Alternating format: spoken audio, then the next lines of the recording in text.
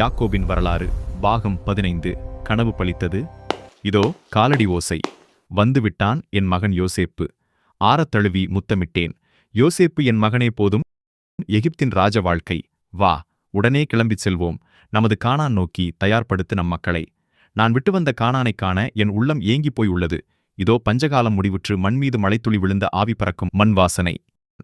எகிப்தின் மண் வாசனையை விட கானானின் ஈரமண் காணவும், பஞ்சகாலம் முடிந்து பசுமை போர்த்தப் போகும் நமது கானானைக் காணவும் ஏங்கிப் போயிருக்கிறேன்.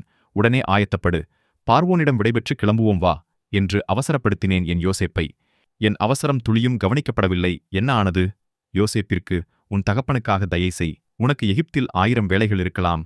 இருந்தும் வயதான காலத்தில் நான் கானானில் மரித்து என் பிதாக்கள் இருக்கும் பூமியிலேயே அடக்கம் செய்யப்பட விரும்புகிறேன்.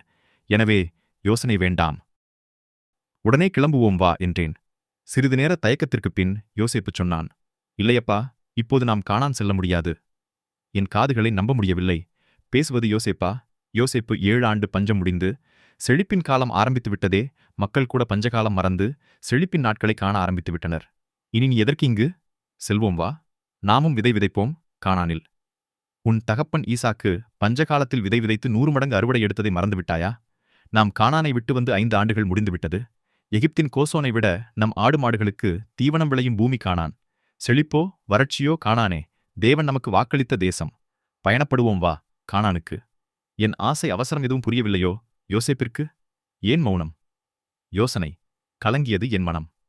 இப்போது என் அருகே வந்து என் முன் மண்டியிட்டு குனிந்து என் காதுகளில் சொன்னான், அப்பா, நான் சிறு வயதில் கண்ட கனவு நினைவிருக்கிறதா?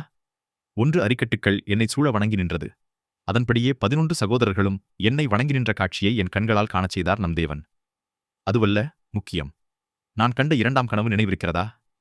சூரியன், சந்திரன், நட்சத்திரங்கள் என்னைச் சுற்றி நின்று வணங்கிடக் கண்டேனே. அந்த கனவு இப்போது எகிப்தில் நிறைவேற வேண்டும்.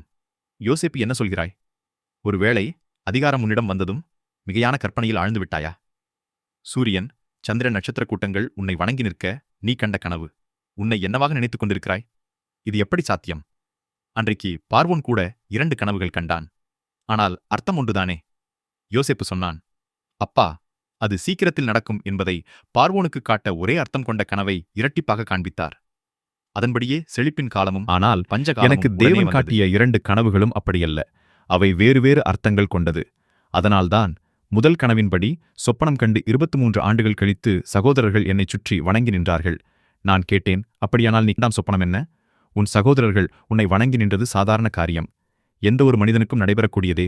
ஆனால் இது என்ன? உன் சகோதரர்கள் போல் சூரியன், சந்திரன், நட்சத்திர கூட்டங்கள் உன் முன் அடிபணிந்து நிற்குமோ? அப்படியல்ல. உங்களிடம் மட்டும் ஒரு இரகசியம் கூறுகிறேன், கேளுங்கள். பஞ்சகாலத்தில் தானியங்களை சேமிக்க நான் பார்வோன் எனக்கு தந்த ரதத்தில் ஏறி எகிப்து தேசமெங்கும் சுற்றி வந்தேன். தானியங்கள் சேகரிக்க தானிய கிடங்குகளை எங்கெங்கே கட்டுவது, 7 வருட விளைச்சலை சேதாரமில்லாமல் சேமிக்க சரியான இடங்கள் எவை எவை என குறித்து வந்தேன். அதன்படியே எகிப்தியரின் பலமுள்ள ஆட்களைக் கொண்டு சேமிப்பு கிடங்குகளை கட்டி தானியங்களை சேமித்தோம். மலை போன்ற தானியங்கள் 7 வருடங்கள் கெடாது சேமிக்க கிடங்குகள் எப்படி, என்ன அளவுகளில் அமைக்க வேண்டுமென நான் யோசித்து அதன்படியே கட்டியும் முடித்தேன். அதற்கு நான், ஆம், பஞ்ச காலங்களில் அந்த சேமிப்பு போதுமானதாயிருந்தது. எகிப்து மட்டுமல்ல, எகிப்தை சுற்றியிருந்த நாட்டினரும் கூட குறைவின்றி தானியம் வாங்கி புசித்து உன்னை வாழ்த்தி சென்றனர் என்பதை அறிவேன். இப்போதுதான் பஞ்சகாலம் முடிந்துவிட்டதே. யோசேப்பு சொன்னான், அப்பா, பஞ்சகாலம் முடிந்துவிட்டது. இப்போது தேவன் என்னிடம் ஒரு முக்கியமான பொறுப்பை கொடுத்துள்ளார். முக்கிய பொறுப்பா? என்ன அது? நான் கேட்டேன். அன்றைக்கு நோவாவிடம் தேவன் பிரளயத்தில் தப்பி பிழைக்க பேழை ஒன்றைச் செய்யச் சொன்னார் அல்லவா? பேழையின் அளவுகளை தேவனே நோவாவிற்கு வெளிப்படுத்தினார். அதுபோலவே எகிப்தில் மிக பிரமாண்டமான கட்டிடம் ஒன்றை எழுப்ப எனக்கு கட்டளை. இதற்கான அளவுகளை தேவனே என்னிடம் வெளிப்படுத்தியுள்ளார். அது கட்டி முடிக்கப்பட்டதும் இனி வருங்கால சந்ததியினர் ஆச்சரியப்படும் விதமாக அதன் அளவீடுகள் இருக்கும். சூரியனுக்கும் உள்ள தூரம், பூமியின் சுற்றளவு, சந்திரனுக்கும் பூமிக்கும் உள்ள தூரம், இன்னும் அது நட்சத்திர கூட்டங்களின் இரகசியங்களின் அளவீடாக இருக்கப் போகிறது. கட்டிடம் கட்டுவதற்கு தேவையான கற்களை பஞ்சகாலத்தில் வற்றாத ஜீவநதியான நைல் நதி வற்றி கிடந்தபோது நைல் நதியில் புதைந்துள்ள இரகசியங்களைக் கண்டேன். அந்த கற்களைக் கொண்டே இந்த பிரமாண்ட கட்டிடத்தை கட்ட வேண்டும். கட்டிடம் மிக பிரமாண்டமாகவும் பல இலட்சம் கற்களைக் கொண்டும் கட்டப்படப் போகிறது. தேவன் எனக்கு காட்டிய மாதிரியின்படி நான் கட்டப்போகும் கட்டிடமானது இனிவரும் தலைமுறையினரால் கட்ட முடியாததாகவும் வானத்தின் சூரிய சந்திர நட்சத்திரங்கள் இரகசியங்கள் புதைந்துள்ளதாகவும் இருக்கப் போகிறது. பூமி சூரியனை கடந்து சுற்றிச் செல்லும் கால அளவும் கூட கணக்கீட்டில் இருக்கும். இதையெல்லாம் விட மிக முக்கியமான ஒன்று நீங்கள் அடிக்கடி சொல்வீர்களே, நம் தேவனுடைய 4 முக்கிய தன்மைகளான ஞானம், நீதி, அன்பு, வல்லமை இவைகளை குறிக்கும் விதமாக கட்டிடத்திற்கு முட்டுக் கொடுக்கும் 4 மூலைக்கற்கள் இருக்கப் போகிறது. முழு கட்டிடத்தின் மேலும் ஒரேயொரு பிரதான மூலைக்கல் இருக்கும். அதுவே மொத்த கட்டிடத்தின் பிரதான தலைக்கல்லாகவும் இருக்கும். இப்படி சூரியன், சந்திரன், நட்சத்திரங்கள் பற்றின இரகசியங்களின் அளவீடுகளை தேவன் எனக்கு வெளிப்படுத்தி காட்டியதே நான் கண்ட 2ஆம் சொப்பனத்தின் அர்த்தம். அப்பா வணங்கி நின்றது என்பது அதன் அளவீடுகளை எனக்கு தெரியப்படுத்தினது என்பதே. இது மட்டுமல்ல, பாவத்தில் வீழ்ந்த மனுக்குலம் மீட்படையப் போகிறது.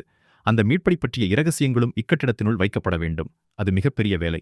தேவனே எனக்கு கட்டளையிட்ட இப்பணி நிறைவடைய இன்னும் 20 ஆண்டுகளாகும். இந்த தரிசனங்கள் என் மனதில் எப்போதும் இருந்தது. அதனால்தான் விற்கப்பட்டாலும் சிறையிலிருந்தாலும் பயப்படவே இல்லை. மனம் சோர்ந்து போகவும் இல்லை. நம் தேவன் வாக்களித்தால் வாக்களித்ததுதான். ஒரு நாள் இந்த தரிசனங்கள் நிறைவேறும் என காத்திருந்தேன், இத்தனை வருடங்களாக. அதனால்தான் அப்பா உங்களை கூட பார்க்க வரவில்லை. எப்படியும் தேவன் நம்மை சந்திக்க வைப்பார் என்பது எனது அசைக்க முடியாத நம்பிக்கையாக இருந்தது. பார்வோனிடம் எகிப்தில் ஏற்கனவே கட்டப்பட்டிருக்கும் அரசர்களது சமாதிகளான பிரமிடு வடிவத்திலேயே அந்த பிரமாண்டமான கட்டிடத்தை கட்ட அனுமதி பெற்றுள்ளேன். ஆனால் நான் கட்டும் மகா பிரமிட்டில் எந்தவொரு அரச உடலும் வைக்கப்படப் போவதில்லை. கட்டிடத்தின் நடுவில் திறந்தபடி ஒரு கல்லறை இருக்கப் போகிறது. அதை பார்த்து வருங்கால சந்ததியினர் 1000 கேள்விகளோடு அதிசயித்து நிற்கப் போகிறார்கள். அப்பா, விடை கொடுங்கள். உங்களின் காரியசித்தி உள்ள மகனுக்கு ஆசீர்வதியுங்கள். நான் செய்யப்போகும் பெரிய வேலைக்காக. உங்களின் உயிர் பிரியும் மரண நேரத்தில் நிச்சயம் உங்கள் அருகே நான் இருப்பேன். என் கைகளால் உங்கள் கண்களை மூடுவேன். அப்பா, என் அருமை அப்பா, உங்களிடம் ஒன்று கேட்கிறேன். மறைக்காமல் சொல்லுங்கள். நான் உங்களை விட்டு பிரிந்து 23 ஆண்டுகளாகிறது. இந்த 23 ஆண்டுகள் என்னை நினைத்து ரொம்ப அழுதீர்களோ? நான் சொன்னேன், ஆம், அழுதேன், மிகவும் அழுதேன். யார் என்னை தேற்ற வந்தும் என்னால் ஆறுதல் அடையவே முடியவில்லை. 23 வருடங்களாகவா நீங்கள் என்னை மறக்கவில்லை? நான் சொன்னால் நீ நம்புவாயா என்று தெரியாது. ஆனால் நான் ஒரு உண்மையை சொல்கிறேன். உன்னிடம் ஆச்சரியம் நிறைந்த இரகசியம் ஒன்றை சொல்லியே ஆக வேண்டும். ஆச்சரியம் நிறைந்த இரகசியமா? என்னப்பா அது? சொல்லுங்கள் சீக்கிரம். நீ என்னை விட்டு பிரிந்த பின் உன் சகோதரர்களும் என் அருகே இல்லாத ஒரு சமயம் எமோரியர்களின் கூட்டம் ஒன்று நாம் குடியிருந்த பகுதியில் திடீரென நுழைந்து என்னையும் பெண்களையும் குழந்தைகளையும் தாக்கத் துவங்கியது. அப்போது எங்கிருந்துதான் எனக்கு அத்தனை பலம் வந்ததோ தெரியாது. ஆனால் நான் தனி ஒருவனாக கையிலே என் வில்லையும் அம்பையும் பிடித்துக்கொண்டு அவர்களை என் பலம் கொண்ட மட்டும் தாக்கி துரத்தியடித்தேன். தோற்று ஓடி அவர்களை பின்தொடர்ந்து சென்று அவர்கள் குடியிருந்த பூமியையும் கூட சுதந்தரித்துக் கொண்டேன். அவ்விடத்தில் உனக்காக கிணறு ஒன்றை வெட்டினேன். ஆச்சரியம் வறண்ட அந்த பூமியில் நான் தோண்டின அந்த கிணற்றில் சுரந்த நீர் அப்பகுதியின் ஆடு, மாடுகள், தாகத்தோடு வரும் மக்கள் அனைவருக்கும் ஜீவத்தண்ணீரைப் போன்ற இனிய சுவைமிக்க தண்ணீர் கிடைத்தது. அதைவிட முக்கியமானது, சில வேளைகளில் நான் சோர்ந்து போய் உன்னை நினைத்து அழுவதற்கு இடம் தேடி அந்த கிணற்றண்டையில் வந்து அமர்வேன். யோசேப்பு, நீ என்னை நம்பு, ஒரு துளி அழுகை வராது. மாறாக ஒரு தெய்வீக சமாதானம் அவ்விடம் முழுவதையும் சூழ்த்திருக்கும். நான் வில்லினாலும் அம்பினாலும் சம்பாதித்த அந்த பூமியையும் கிணறையும் உனக்கு தருகிறேன் என்று இன்று ஆணையிடுகிறேன். நான் யோசேப்பை ஆசீர்வதித்தேன். நீ கண்ட 2ஆம் சொப்பனம் நிச்சயம் பலிக்கப் போகிறது. இது போதும் எனக்கு. சென்று வா மகனே. தேவன் உனக்கிட்ட பணியை செய்ய தேவன் உன்னோடு இருப்பார். வாழ்த்தி அனுப்பினேன் என் மகனை. இதற்கு பின் 12 ஆண்டுகள் நான் எகிப்திலிருந்து என் மகன் செய்யும் அந்த மகிமையான வேளையில் தேவனின் கரமும் கூட இருக்க கண்டேன். எகிப்திலிருந்த பலசாலிகளான சகல ஆட்களும் யோசேப்பின் கட்டளைக்கு அப்படியே கீழ்ப்படிந்து மிக கடின வேலைகளையும் மகிழ்ச்சியுடன் செய்கிறார்கள் என்பதை கேட்டு அதற்காய் என் தேவனை மகிமைப்படுத்தினேன். இருப்பினும் நாட்கள் செல்ல இனிவரும் அடுத்த எகிப்தின் தலைமுறையினர் என் யோசேப்பையும் அவன் செய்த நன்மைகள் யாவையும் மறந்துவிடும் காலங்களும் வரலாம். காலங்கள் அவருடைய கரத்தில் உள்ளது. இன்று எனது வயது 147. 17 வருடங்களை எகிப்திலே கழித்துவிட்டேன். ஒருவேளை இதுதான் எனது கடைசி இரவாக கூட இருக்கலாம். கானானே, என் இனிய மண்ணே, மன்னித்துவிடு. பஞ்சம் பிழைக்கத்தான் கானானை விட்டு எகிப்து வந்தேன். ஆனால் அதற்காக மட்டுமே நான் வரவில்லை. மரித்துப் போய்விட்டான் என நான் நினைத்திருந்த என் யோசேப்பு உயிரோடு இருக்கிறான். அவன் எகிப்திற்கெல்லாம் அதிபதியாக இருக்கிறான் என்பதை கேட்டு யோசேப்பை என் கண்களால் காண வேண்டும் என்ற பேராசையால் எகிப்திற்கு ஓடோடி வந்தேன். 17 ஆண்டுகள் எகிப்திலே இருந்தாலும் என் உள்ளம் மட்டும் கானானில். எத்தனையாக ஏங்கியிருந்தேன் என்பதை என் தேவன் அறிவார். யோசேப்பு 17 வயதில் எகிப்து வந்திருந்தாலும் அவன் எகிப்திற்கெல்லாம் அதிபதியானது 30 வயதில்தான். ஆக 13 வருடம் உடலாலும் உள்ளத்தாலும் எகிப்தில் அவன் அடிமையே.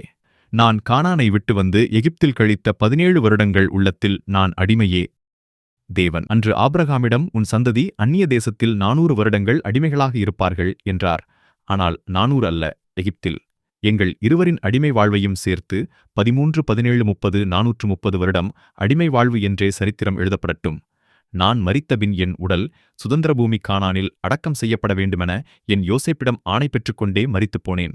பின்குறிப்பு: யாக்கோபு மரித்த பின் பார்வோன் யோசேப்பை நோக்கி, உன் தகப்பன் உன்னிடத்தில் ஆணையிடுவித்தபடியே நீ போய் அவரை அடக்கம் பண்ணிவா என்றான். அப்படியே யோசேப்பு தன் தகப்பனை அடக்கம் பண்ண போனான். பார்வோனுடைய அரமனையிலிருந்த பெரியவர்களாகிய அவனுடைய சகல உத்தியோகஸ்தரும், எகிப்து தேசத்திலுள்ள சகல பெரியோரும், யோசேப்பின் வீட்டார் யாவரும், அவன் சகோதரரும், அவன் தகப்பன் வீட்டாரும் அவனோடே கூட போனார்கள். இரதங்களும் குதிரை வீரரும் அவனோடே போனதினால் பரிவார கூட்டம் மிகவும் அதிகமாயிருந்தது. யாக்கோபின் குமாரர் தங்களுக்கு கட்டளையிட்டிருந்தபடியே அவனை கானான் தேசத்துக்கு கொண்டு போய் ஆபிரகாம் மம்ரேக்கு எதிரே இருக்கிற மக்பேலா என்னும் நிலத்திலே தனக்குச் சொந்த கல்லறை பூமியாக ஏத்தியனாகிய எப்பெரோன் இடத்தில் வாங்கின நிலத்திலுள்ள குகையிலே அவனை அடக்கம் பண்ணினார்கள். யோசேப்பு தன் தகப்பனை அடக்கம் பண்ணின பின்பு அவனும் அவன் சகோதரரும் அவனுடைய தகப்பனை அடக்கம் பண்ணுவதற்கு அவனோடே கூட போனவர்கள் யாவரும் எகிப்துக்கு திரும்பினார்கள். இஸ்ரேல் மக்கள் யாவரும் எகிப்திற்கு திரும்பி வந்த அந்த நாளிலிருந்து 400 வருட காலக்கணக்கு துவக்கம். 400 ஆண்டுகள், 430 ஆண்டுகள், இவை இரண்டும் சரியே. வேதம் சொல்கிறது, இஸ்ரவேல் புத்திரர் எகிப்திலே குடியிருந்த காலம் 430 வருஷம். 430 வருஷம் முடிந்த அன்றைத் தினமே கர்த்தருடைய சேனைகள் எல்லாம் எகிப்து தேசத்திலிருந்து புறப்பட்டது. ஆமேன். யாக்கோபின் வரலாறு பாகம் 15 முடிந்தது. யாக்கோபின் வரலாறு முடிந்தது. அடுத்து யாக்கோபின் மகன் யோசேப்பால் கட்டி முடிக்கப்பட்ட மகாபிரமீடு பற்றி அறிந்து கொள்ள வாருங்கள் 16ஆம் பகுதிக்கு.